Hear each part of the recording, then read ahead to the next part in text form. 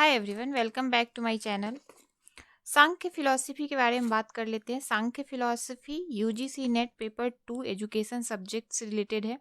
Unit first से रहने वाला है एजुकेशन सब्जेक्ट।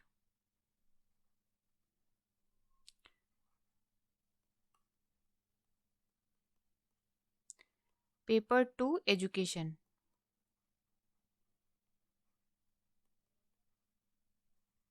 एजुकेशन सब्जेक्ट रहने वाला है। सांख्य फिलॉसफी के बारे में हमने इसके पहले contribution of Indian school of philosophy के बारे में पढ़ा था। अब उसके इंडियन स्कूल ऑफ फिलॉसफी के में जो पार्ट है सांख्य फिलॉसफी, सांख्य फिलॉसफी, योग फिलॉसफी, जैन फिलॉसफी, बौद्ध फिलॉसफी, इन सब के बारे में पढ़ेंगे। उसी कड़ी में आज हम पढ़ रहे हैं सांख्य फिलॉसफी। सांख्य फिलॉसफी के बारे में एक बार थोड़ी सी ब्रीफ जान लेते हैं। सांख्य फिलॉसफी के जो प्रणेता हैं, यानी कि जो जिन्होंने सांख्य फिलॉसफी दिया है, उनका जो नाम है वो है सेज कपिला या कपिल मुनि। ये ऑर्थोडॉक्स स्कूल ऑफ फिलॉसफी है। कौन सा स्कूल ऑफ फिलॉसफी है? Orthodox school of philosophy.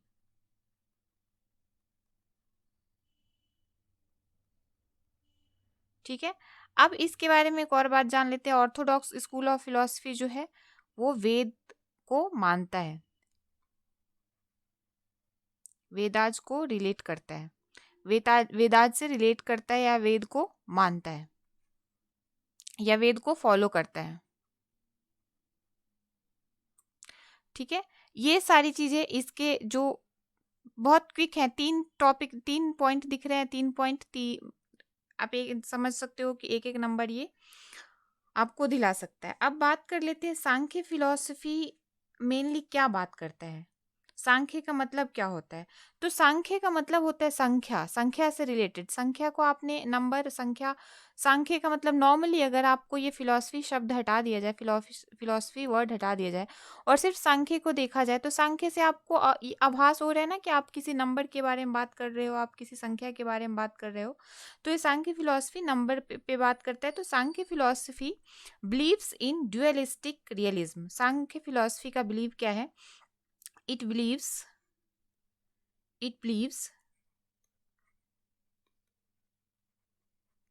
believes in ड्यूअलिस्टिक का मतलब क्या होता है? द्वैतवाद। ड्यूअलिस्टिक रियलिज्म, द्वैतवाद में ये बिलीव करता है। किसमें बिलीव करता है? द्वैतवाद। द्वैतवाद मतलब दो एंटिटी हैं इसके, 2 एंटिटीज पे बिलीव करता है। द्वैतवाद मतलब 2 एंटिटीज। मोनोलिज्म जो होता है, जो एक मोनोलिस्टिक जो होता है, जो एक पावर पे, एक सुप्रीम पावर पे, या आप कह सकते हो एक एंटिटीज पे बिलीव करता है। बट ये क्या है? द्वैतवाद है, यानी डुअलिस्टिक है। ये दो एंटिटीज पे बिलीव करता है। इसका जो दो एंटिटीज है वो कौन कौन से हैं? तो वो एक है पुरुषा और एक है प्रकृति। क्या है? एक है पुरुष और एक है प्रकृति, जिसके बारे में हम आगे बात करेंगे। अभी हम बात कर लेते हैं ये इसके परसेप्शंस क्या क्या है। ये जो इसका मेन फिलॉसफी का जो थ्योरी ऑफ नॉलेज है, या आप कह सकते हो इसका मेन प्रिंसिपल क्या है, तो ये बात करता है प्रत्यक्ष पे बात करता है। ये किस पे बात करता है? देखो, इसका इंपॉर्टेंट पॉइंट आप ध्यान नोट करते चलना। इस फिलॉसफी को देने वाले कौन है? सेज कपिला। ये ऑर्थोडॉक्स स्कूल ऑफ फिलॉसफी से रिलेट करता है, जिसमें ऑर्थोडॉक्स स्कूल ऑफ फिलॉसफी में कितने स्कूल्स आते हैं, कितने फिलॉसफी स्कूल्स आते हैं? 6। उसमें से एक है ये ऑर्थोडॉक्स स्कूल ऑफ फिलॉसफी। क्या है? ये वेदों को फॉलो करता है, वेद को फॉलो करता है, वेद को मानता है, वेद की कही हुई बातों पे चलता है। ये ड्युअलिस्टिक है। इसका बिलीव, ये द्वैतवादी, दो एंटिटी पे बिलीव करता है, दो एंटिटी पे बिलीव करता है। ये अभी आप बस ये याद रखो, दो एंटिटी पे बिलीव करता है। मैं उन उन स्टूडेंट के लिए बात कर रही हूँ जो बिल्कुल फर्स्ट टाइम इसको सुन रहे हो, सांख्य फिलॉसफी को सुन रहे हो, उनके लिए बात कर रही हूँ। आगे चल के हम पुरुष क्या है, प्रकृति क्या है, इसके बारे में बात करेंगे। अभी हम इसके मेन प्रिंसिपल के बारे में बात कर लेते हैं, यानी कि इसके जो सिद्धांत है, मेन किस सिद्धांत पे काम करता है, या थ्योरी ऑफ नॉलेज पे काम करता है, उस पर बात कर लेते हैं। ये प्रत्यक्ष, इसका जो इस दर्शन का जो मेन स्रोत है वो प्रत्यक्ष पे है, यानी परसेप्शन पे है।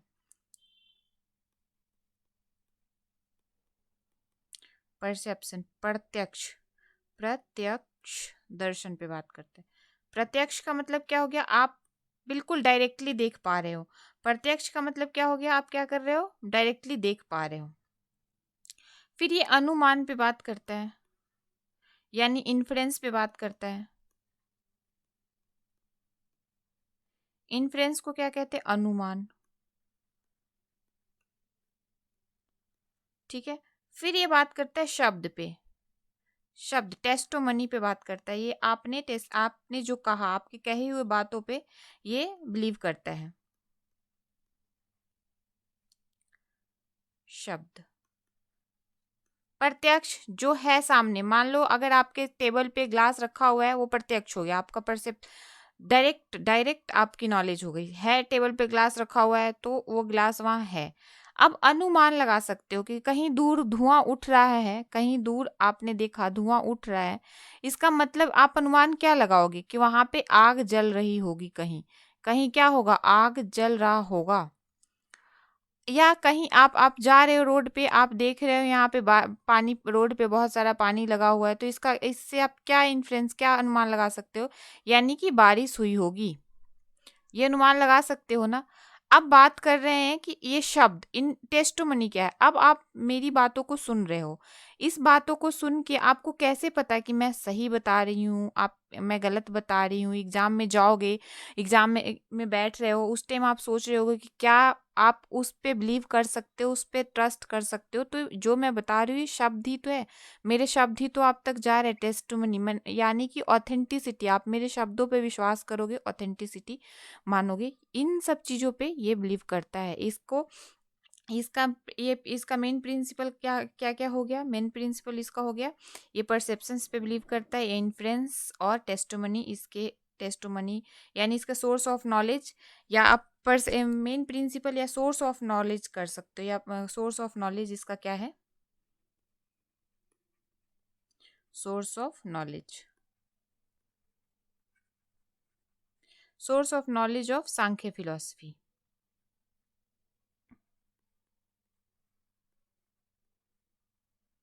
सांख्य फिलॉसफी, ठीक है। प्रत्यक्ष दर्शन पे बिलीव करता है, इन्फ्रेंस पे बिलीव करता है और शब्द पे बिलीव करता है।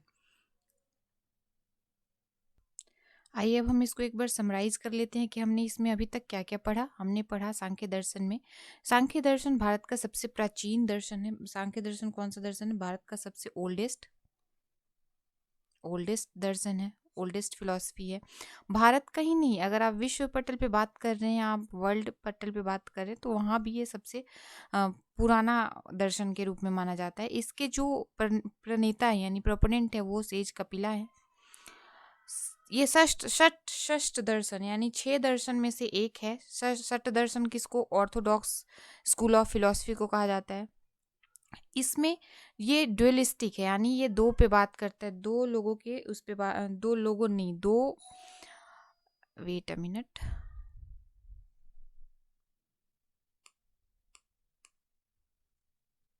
ये दो एंटिटी पे बिलीव करता है, यानी कि पुरुष और प्रकृति।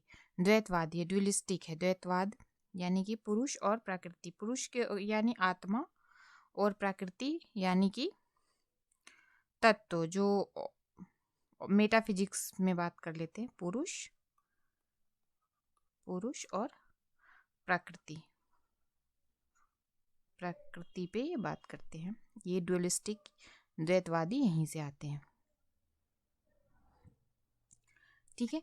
अब हम बात कर लेते हैं इसके सोर्स ऑफ नॉलेज के बारे में। हमने बात कर लिया, परसेप्शंस, इन्फ्रेंस और टेस्टोमनी, इन तीनों पे ये सोर्स ऑफ नॉलेज, इसको जानने का तरीका ये है। सबसे ओल्डेस्ट फिलॉसफी आपको पता होना चाहिए। इसमें जो सांख्य दर्शन के जो तत्व हैं, टोटल जो तत्व हैं वो कितने हैं, वो 25 तत्व हैं। सांख्य दर्शन के 25 एलिमेंट्स है या तत्वाज हैं, 25 एलिमेंट्स,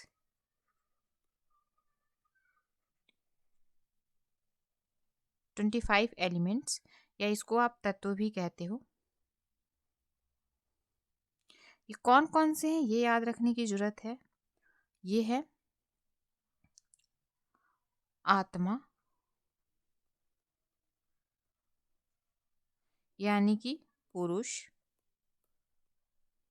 ठीक है, ये पहला हो गया। दूसरा हो गया तत्व यानी कि प्रकृति, तत्व यानी कि प्रकृति, ठीक है। अब हम बात कर लेते हैं, तीन अंतःकरण हो जाते, ये दो तो यहाँ हो गए ना, अब तीन अंतःकरण हो गए, करण हो गए। अंतःकरण यानी कि जो अंतःकरण को आप देख सकते हो, अंतःकरण आप किसको बोल सकते हो, ये हो सकता है आपका माइंड, जो आप मन, बुद्धि और अहंकार जो हो जाता है, ये मनस, तीन आपके अंतःकरण हो गए, मन, बुद्धि और अहंकार। इनमें कौन कौन से आ गए? मन, बुद्धि और अहंकार, अहंकार। फिर तीन जो हो गए, सॉरी, पांच ज्ञानेंद्रियां हो गए। कितने ज्ञानेंद्रियां हो गए? पांच ज्ञानेंद्रियां हो जाएंगे।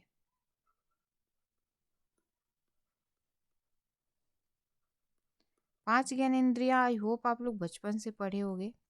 यानी कि जो आपके सेंसेस, फाइव सेंसेस जो हो गए, वो कौन कौन से होते हैं?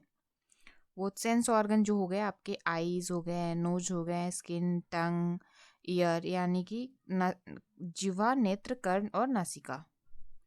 नासिका नाक को बोलते हैं, जिह्वा,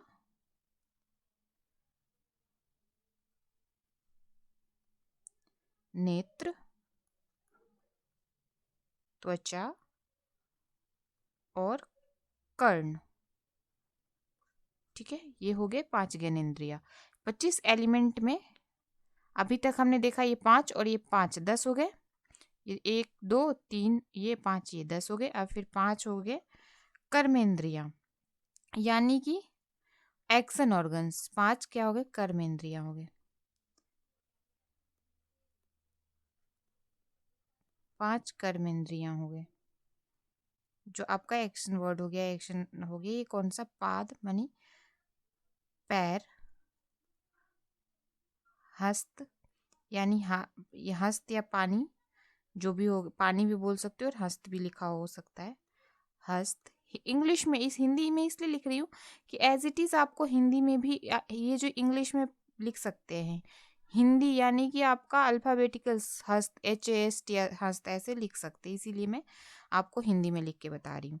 और स्पीच यानी बोलने, वाक, जो आप बोल सकते हो, वाक। फिर पायु, पायु मतलब एलिमिनेशन।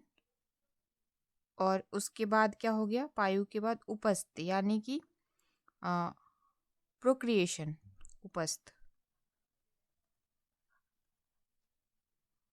ये आपके पांच कर्मेंद्रियां हो गए। अब पांच तन्मात्राएं होती हैं। क्या होती हैं?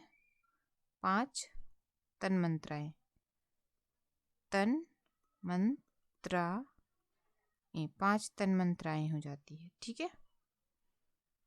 पांच तन्मात्राएं कौन कौन सी होती हैं? गंध, रस, रूप, स्पर्श और शब्द। अब देखो 20 हो गए ना। पांच आपके महाभूत, पंच महाभूत, महाभूत, पंच महाभूत में क्या है, क्या क्या आता है? पृथ्वी, जल, अग्नि, गगन, समीरा। पंच महाभूत मतलब ग्रॉस एलिमेंट्स जो हो गए। पृथ्वी, जिससे हम कहते हैं हमारा शरीर भी बना हुआ है, पृथ्वी, जल, अग्नि, वायु और आकाश। ये 25 एलिमेंट जो है, 25 एलिमेंट्स या 25 तत्व, इसको आपको ध्यान में रखने की जरूरत है। आत्मा जो है ये चेतन है। आत्मा क्या है? ये चेतन है, चेतन है, ठीक है। और ये प्रकृति क्या है? जड़ है। यानी कि हमारी जो भी इच्छाएं हैं, जो भी हम करना चाहते हैं, जितने सारे हमारे गुण हैं, जैसे सत्व, रजस और तमस, तीन गुण प्रकृति के, इसके समवस्था नाम में आप क्या आ जाता है, सत्व, सत्व या सत्व, रजस और तमस। ये सब किसके हैं, प्रकृति के तत्व हैं, प्रकृति के एलिमेंट्स हैं। आत्मा जो है ये फ्री है, ये मोक्ष को प्राप्ति, सल्वेशन किसकी प्राप्ति, मोक्ष की प्राप्ति कौन करता है, आत्मा करता है। ये देखो जो सांख्य दर्शन है, ये सांख्य दर्शन अगर आप देख पा रहे होगे तो ये वेद को तो मान रहा है, लेकिन वेद सिर्फ क्या कहता है, वेद सिर्फ मोक्ष की बात करता है, लेकिन ये मोक्ष के साथ साथ, मोक्ष के साथ साथ ये जो हमारे चारों तरफ जो होने वाले घटनाएं हैं उस पे भी ये नजर रखे हुए है। जो मोक्ष तो अल्टीमेट इसका एम क्या है, मोक्ष पाना तो है ही, लेकिन ये उस पे भी बात करता है कि हमारे आस पास जो घटनाएं हैं वो किसकी वजह से घट रही है, प्रकृति यानी जड़ की वजह से। अब हम बात कर लेते हैं इसमें अगर आपके क्वेश्चन कैसे पूछे जाते हैं, जो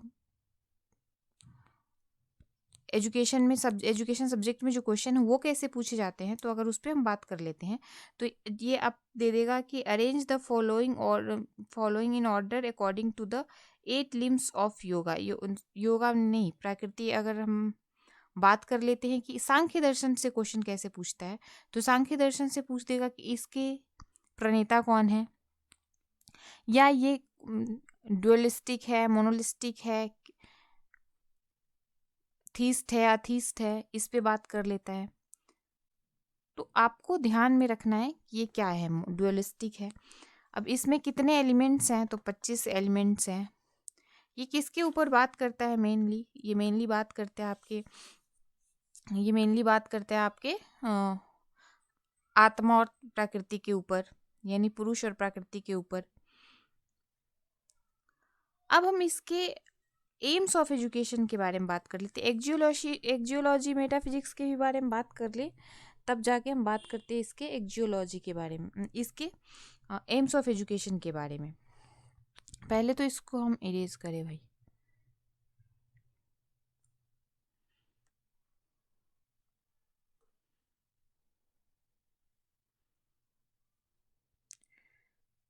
अब हम बात कर लेते हैं एम्स ऑफ एजुकेशन या सांख्य और एजुकेशन के ऊपर बात कर लेते हैं। सांख्य दर्शन आज कंप्लीट हो जाएगा। सांख्य एंड एजुकेशन, एजुकेशन में क्या नीड है इसकी,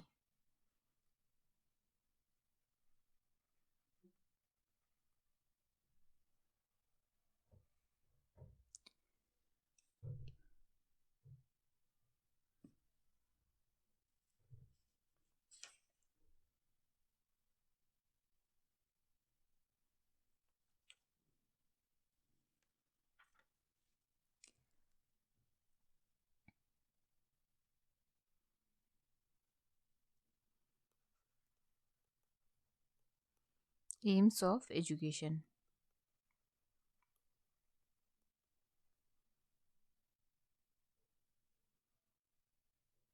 तो इसका जो एम्स है वो है कि आप रियल नेचर और ऑफ पुरुष एंड प्रकृति को अंडरस्टैंड कर पाओ।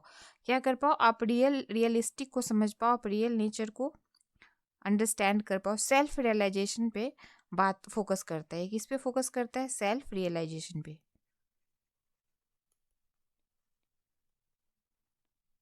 ठीक है, ये बात करता है assist to attain the perfection that pre existing. आपके pre exist knowledge, pre existence पे बिलीव करता है। Physical, moral, mental, spiritual and social development पे काम करना चाहता है। एम्स ऑफ एजुकेशन इसका क्या है कि इसके सारे एस्पेक्ट्स, यानी कि physical, moral, mental, spiritual and social development पे काम करे। सोशल डेवलपमेंट पे काम करे। ये आपके सेल्फ रियलाइजेशन और सेल्फ इंडिपेंडेंट आपको बनाना चाहता है। अब करिकुलम और मेथड्स ऑफ टीचिंग क्या होता है, इसकी मेथड्स ऑफ टीचिंग पे बात करें तो एक्सप्लेनिंग, ये आपको एक्सपीरियंस पे बात करता है। इसका मेथड ऑफ टीचिंग पे बात कर लेते हैं।